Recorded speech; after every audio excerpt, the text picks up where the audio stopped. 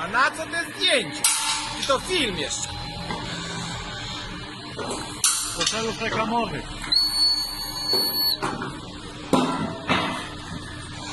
To powinni nadać garnitury ładne i pokazywać wtedy, a nie